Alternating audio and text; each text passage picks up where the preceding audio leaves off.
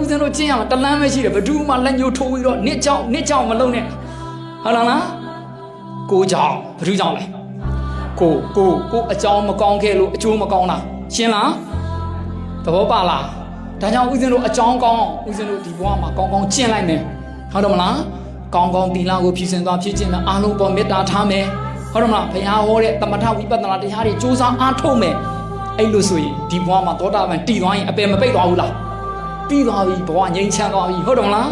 သောတာပန်ဒီဘဝမပြီးသေးဘူးဆိုရင်လည်းကဲနတ်ပြည်ကနေတဆင့်သောတာပန်တဂရကံအနာဂံယန္တာမဖြစ်နိုင်ဘူးလားဒီဘဝစူးစမ်းမှတော်ရကြတော့မယ်လို့ဦးဇင်းတတိပေးခြင်းတယ်နားလည်လား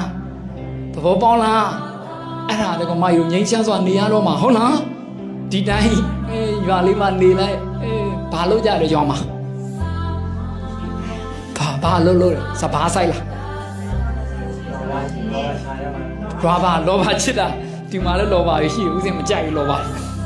တွေခုတ်လိုက်လို့ပြီးဒီတိုင်းပဲကို့အဖိုးအဖွားတွေလည်းအဲ့လိုလေလှုပ်လိုက်ဟုတ်လားဒီလိုပဲရွာမှာကုသိုလ်လေးနည်းနည်းလှုပ်လိုက်ဒီလိုလေးနေလိုက်နဲ့ခေါင်းဖြူသွားတယ်ဟုတ်လားအိုလေနောက်ဆုံးနာတယ်နောက်ဆုံးသေကုန်ပါဒါပဲအိုကြနာကြသေကြတယ်ဒီတိုင်းပဲကို့အဖိုးအဖွားတွေဒီတိုင်းကိုလည်းအခုတဖြည်းဖြည်းအိုလာပြီတခါကြီးခေါင်းဖြူသွားပြီဥဖာဝါဟုတ်တယ်မလားဒါဦးဇင်းတို့ရဲ့ဓမ္မတာပဲနော်ဒါကိုဦးဇင်းတို့ဒေါသဖြစ်နေဖို့လည်းမလိုမကျင်တတ်ဖြစ်ဖို့လည်းမလိုလက်ခံနိုင်ရဒီခန္ဓာရဲ့သဘောကအိုတဲ့သဘောနာတဲ့သဘောသေတဲ့သဘောရှိဒီအာတုဘခန္ဓာအင်းကြီးဘာမှသုံးလို့မရအောင်ဒီခန္ဓာတွေကအနှစ်ရှာရင်ဦးဇင်းတို့ကသီလသမာဓိပညာတွေရအောင်ထုတ်ယူရမယ်ခန္ဓာတွေကအနှစ်ရှာရမယ်ဟုတ်လား